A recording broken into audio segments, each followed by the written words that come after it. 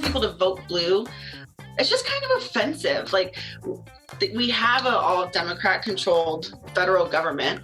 This system that has led us here is upheld and perpetuated by Democrats. Do I vote for Democrats most of the time because they're the less garbage option? Yes, but at the same time, their inaction and their cowardice and their compromising has led to this situation. Welcome to the East Anchorage Book Club podcast. I'm your host, Andrew Gray. Today we have the Alaska Twitter sensation Hrrrl Scouts. From their frank sexuality to their detailed Twitter threads on municipal government, Hrrrl Scouts has become an important asset to the Anchorage left. But as you just heard, they are not a Democrat. Hrrrl Scouts is not anonymous. They have posted recent vacation photos and will happily identify themselves if you run into them in person. But in order for them to speak most freely and to protect their employer, we are not identifying them by name on this podcast. This episode will include profanity. Hrrrl Scouts, welcome to the podcast. Hi, thanks for having me. It's really great to have you. You are a Twitter phenomenon. I mean, really, I feel like in Alaska, we don't have as much media coverage as we would like. And so we definitely, those of us who are into Alaska and specifically Anchorage politics, really have to rely on some of the big tweeters. And you are definitely in the category of a big tweeter, and we rely on you. So thank you for your work. Oh, shucks. Yeah, thank you. And I guess, how did it all get started?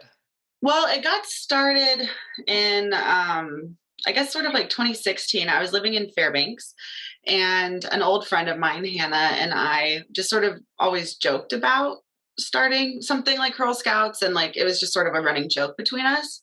And then the 2016 election happened with the election of Trump, and we were like, oh, dang it, like, I guess we really have to do it. And so we decided to start it and try it, just as a way to channel our rage and feel like we were doing something productive and creative and felt like we were doing anything really. So we kicked it off and just as a weird little passion project. And then it resonated with people in Fairbanks more than I think either of us expected it to. And so it just sort of, it's gone through different iterations and like looked different ways at different times, but that's how it started. And is it still the two of you, or is it mainly just you? It's just me. Yeah. It's been just me for the last 2.5 or 3 years or something. But at the beginning, it was both of us. It's interesting because there's definitely people on Twitter who were following it from the beginning. I wasn't. I only knew of it as being you. And I'm doing my research for this interview. Someone was like, no, it's more than one person. And they were very adamant about it. So in the end, we were both right. So it has just been you for the last 3.5 years. Obviously, you're not still in Fairbanks. You're No. I'm just bringing that up because you do follow a lot of Anchorage stuff. So yeah, we were really active doing the same type of stuff sort of in Fairbanks, and especially with it being 2 people, that sort of increases the capacity. So we did a lot of fun events and projects and stuff that with 2 people and pre-COVID you could do. So we had like book clubs and brunches and stuff like that, and different types of events, but it was still mostly geared around local politics. A lot of the same type of stuff, just being obnoxious to Jim Matherly instead of Bronson. Yeah, you got here at a great time. You March 2020, so like the start of COVID. Mm-hmm. If you were going then and you thought it was crazy, I mean, you had no idea what was coming, you know? Yeah. Because that was, Berkowitz was mayor, there was no scandal yet. So you had a majority progressive assembly with a progressive mayor, you know, and then the summer happened, craziness starts, there's the Berkowitz scandal, he resigns, Austin Quinn Davidson takes over, and then pretty much after that, it was just a lot of chaos and drama all the way through now. Yeah, I remember when I first came in, I didn't know who anybody Hmm. was at all, or what anything that was going on. And I remember that was when Allard had like just been elected, and I Hmm. went to a meeting, and I remember texting my friend, and I was like, I think this person's gonna be my problem. Like, I'm gonna be annoying to this person. But I had no idea, like, and I didn't know about Eagle River, what Eagle River's like, or anything like that. It definitely just went 0 to 60 with those meetings. I assume most people who are listening to this podcast know who you are. But if they don't, trying to summarize your Twitter persona is well, I don't know. Do you want to go for it? Do you want to describe who you are on Twitter? I can do my best. It's um we called ourselves, what do we call it, like a social club for feminist malcontents and cool dogs or something like that for a long time. And it's just sort of, it's, yeah, mostly local politics with a lot of irreverence, things I think are funny. Where'd y'all come up with the name? With the name, so the name comes from, it's a mixture of like referencing like the Riot Girl movement, with that's what the R's are, because big fans of Riot Girl. Then also just it's gross and I think it's funny. Like, so that's how it came about. No, it's a Most funny of name. Hrrrl Scout stuff is just like, a lot of it is just a joke to myself, like just stuff I think is amusing. You had a tweet. I'm just going to read it. Things I do not want to see in the pro abortion movement. 1, coat hanger imagery. 2, Handmaid's Tale shit. 3, vote blue. 4, pussy hats. 5, turferism, lack of inclusive language. 6, it's always a sad and hard decision.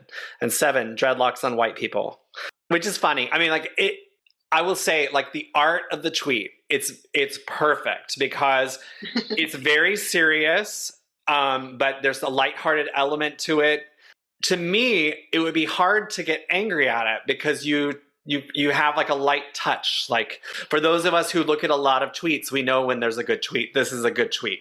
Oh, thank you. What I do want to talk about, like some of the issues here, Mhm. we are talking about the fact that the leak from the Supreme Court that Roe versus Wade is likely to be overturned when they release their decisions this summer.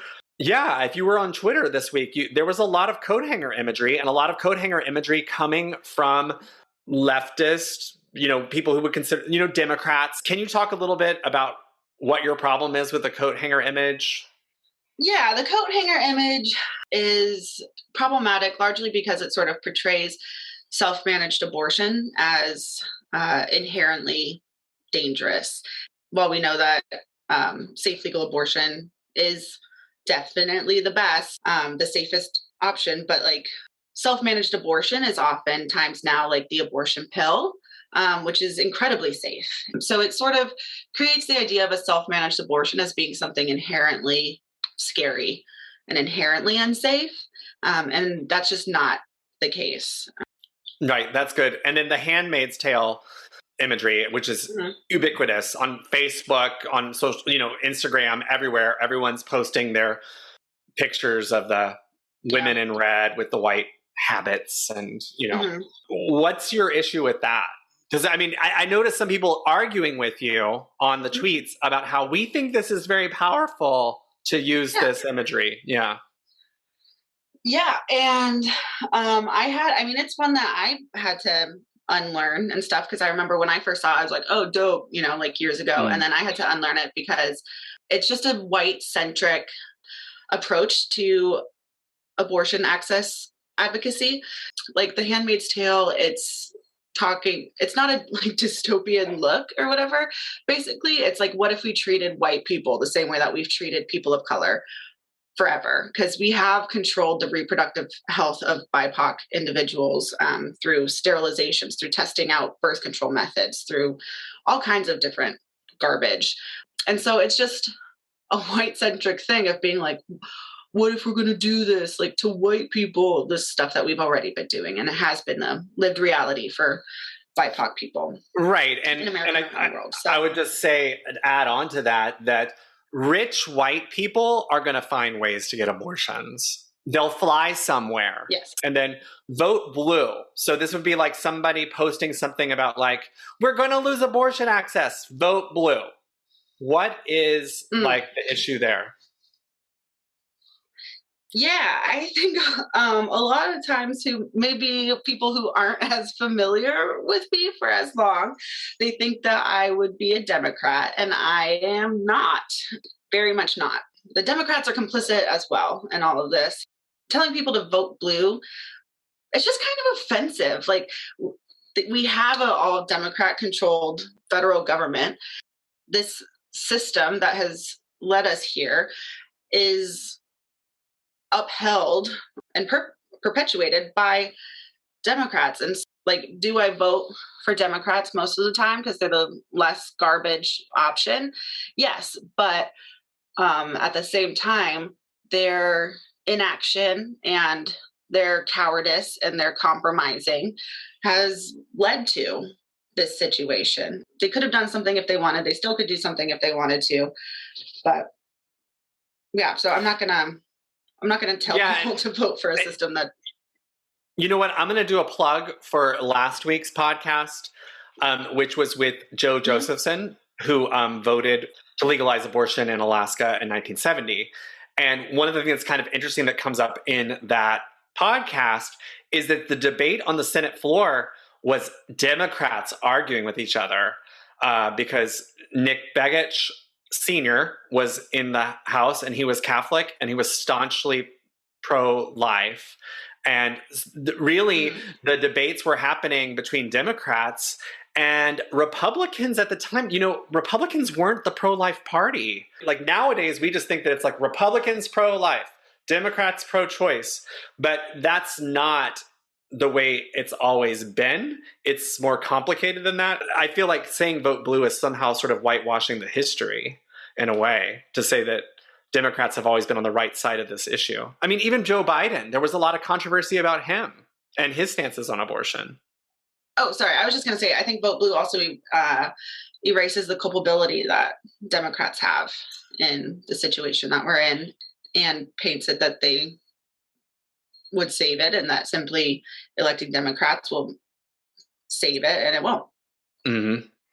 Turfism, lack of inclusive language. So this is one where I'll have you just kind of spell it out. Can you just explain turfism and lack of inclusive language, what you're talking about there?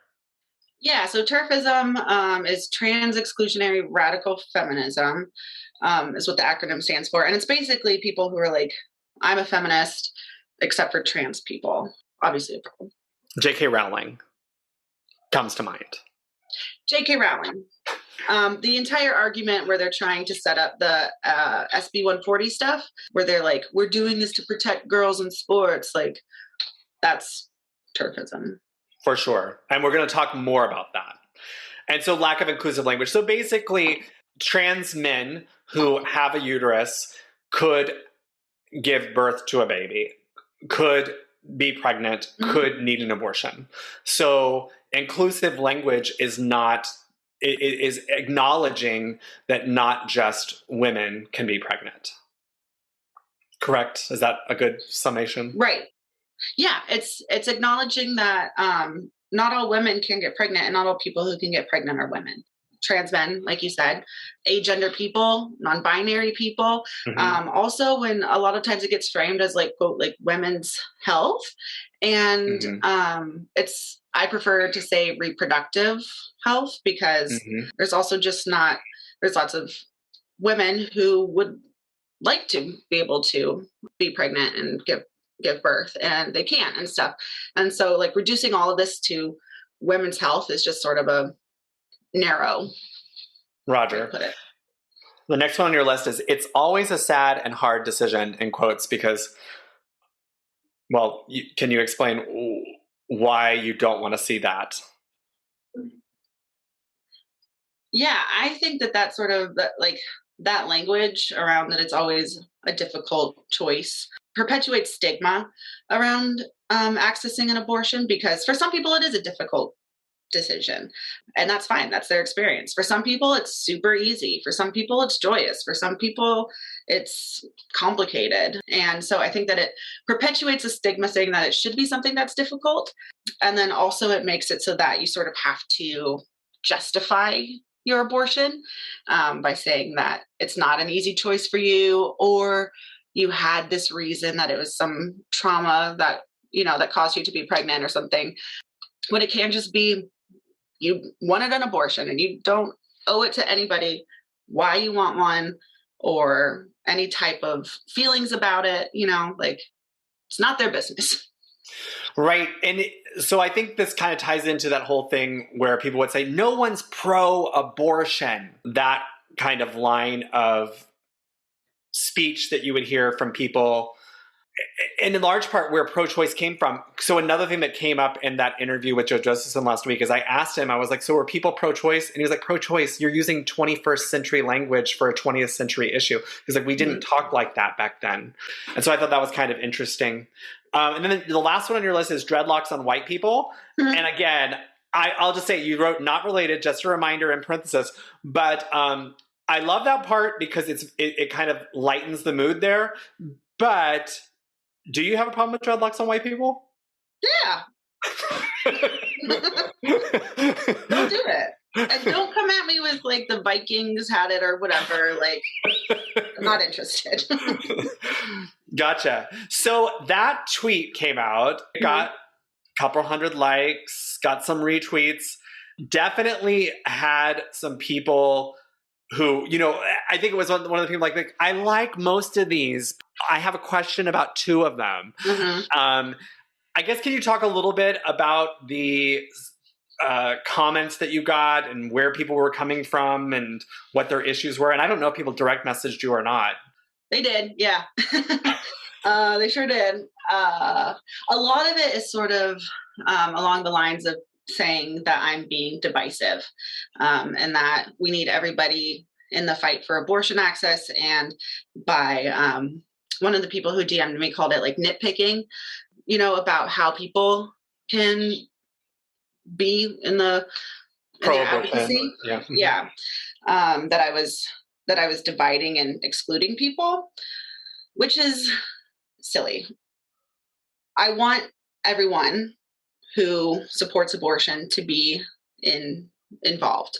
But historically and currently, there are things that LGBTQ plus people, that BIPOC people have told us, like, these are the ways that you can create a more inclusive, more comfortable space for everyone that also more accurately reflects who needs abortion, who is affected by the lack of access.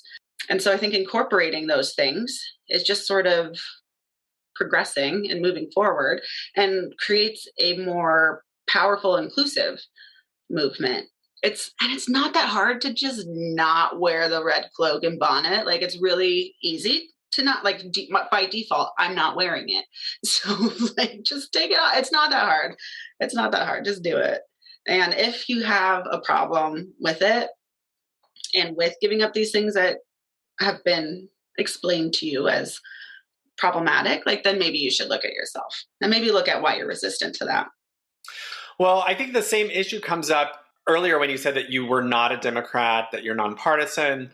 What certain members of the left would say is, we can't afford to have these distinctions. We are losing. Everyone needs to come together. We need to, united front. And then I think something they would say is, because that's what the right is doing. They'll criticize Trump for like 3 days and then they're all back on board. Everyone's one monolithic mass moving forward. Yeah, I mean, I've had that the whole time I've had Hrrrl Scouts. I've had that, of people saying that I'm being divisive. There was a whole blow up in Fairbanks with the Women's March because they were being terrible to, March On, not the Women's March, March On Fairbanks, to like Indigenous organizers and stuff. And they were like, you're the reason, like stuff like this is the reason that Trump won, because you're being divisive and people will see us divided. And it's just like, if you want to have a consolidated movement, with no reflection or room for argument or growth that happens to like that necessitates like racism in it, or like excluding sex workers or LGBTQ plus or something, like, then can I cuss? Am I allowed to cuss on this? Yeah, we can cuss. Cool. Then fuck them. Like, like I don't want, like if that's what you want, like, then like, no, I'm not a part of that, but I want to try to bring people forward. And I've had to unlearn a lot of stuff. And so I want to try to share that with others. But like, if you're like, no, I insist on my racism, then like, see ya. Roger. I skipped over pussy hats. So speaking of the Women's March, what's your problem with the pussy hats? So first of all, I just learned like 2 days ago, I thought that they were supposed to like look like pussies, like, and so I was like, they're not even good. Like, I was like, I don't understand. Like, is one point the clit and then the other one's like the butt? I was like, I don't even get it. And the person I was talking to was like, it's a cat. And I was like, oh. So that was embarrassing. Oh, you know what? I'm straight up just now realizing that as you're saying it. So that's like the cat's face. That's like the cat's ears. It's the cat's ears, apparently. Oh, see? My God. Okay, I'm not so ashamed. No, I did not know that. Yeah. But so the problem with those, because they were all the rage with the first Women's March and stuff, is that it's exclusive of like trans women. It's more turfism and stuff, that being a woman doesn't mean having a vagina. Right. Well, now that you know that it's a cat, I mean, trans women can have cats. Like all the trans women I know do have cats, I think. Does that make it better? Or, I mean, whatever. It is what it is. I'm going to go back. I'm just going to go straight up. I know when that was happening, people thought it was supposed to be a vagina. So you are not the only one who thought that. I really felt like that's the way it was marketed, and that's the way people were talking about it. Yeah, and I mean, it was like obviously referencing the grab 'em by the pussy thing. Howdy, everyone. Spirit of Alaska here with my good friend Polaris. If you've been listening to us for a while, you probably already know what I'm gonna say. Tell your friends and family about the podcast. But why is it so gosh darn important? Well, nothing in this life is promised. Even the funny, touching, and poignant interviews we do here. That's why, if you care about the content we make, we ask you to spread the message far and yonder to make sure it continues into that unknown we call the future.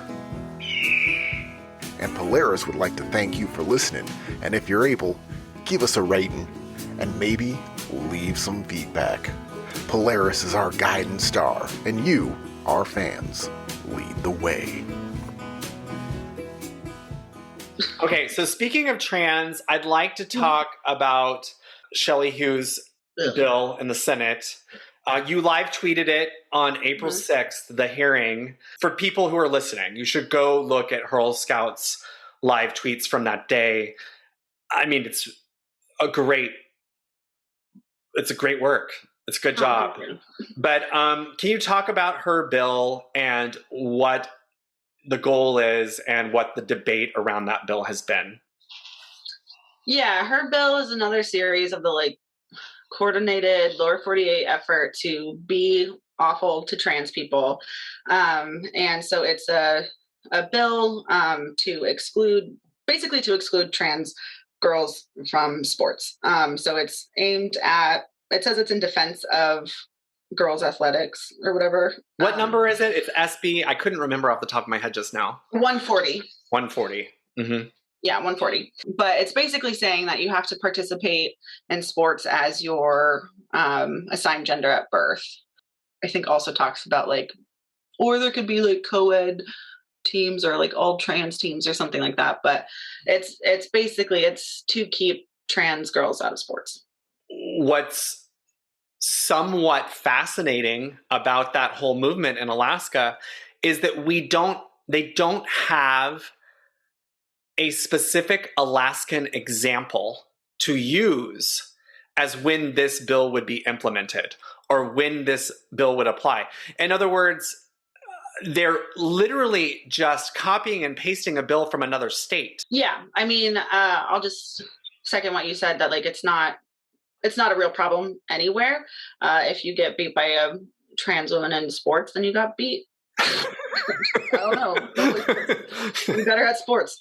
Yeah, it's when you watch the hearing and stuff, like all of Shelley Hughes's like quote unquote expert testimony and stuff for witnesses or whatever, they're all from out of state. They're all like lower 48 people that are chiming in. There was one creepy coach from Alaska, but one of them is a person from the Alliance Defending Freedom, which is an anti-LGBTQ plus hate group based out of like Georgia or something, I think. And they're just doing these bills everywhere. The other recent tweet storm from you was at the first Bronson listening session for the proposed navigation center at Elmore and Tudor, the one where he did not attend.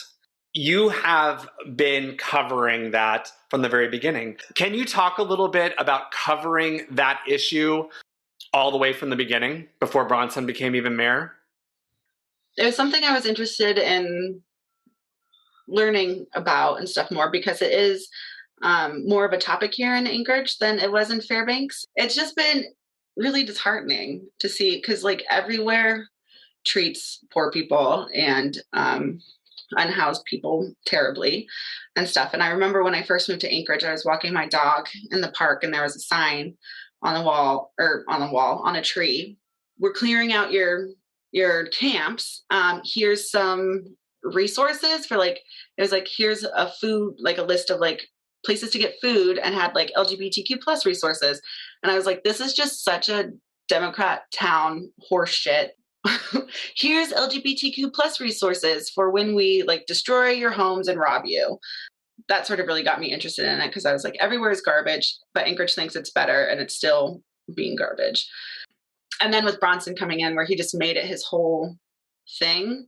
At that time when he was like running and when he first got elected, it was really hard to see the way that people were talking about it, about unhoused people and stuff. Cause I was going to the assembly meetings a lot and that was all the Save Anchorage people there. And it was just vile. The things that I would overhear people talking about how Bronson was going to finally like get the garbage off the street.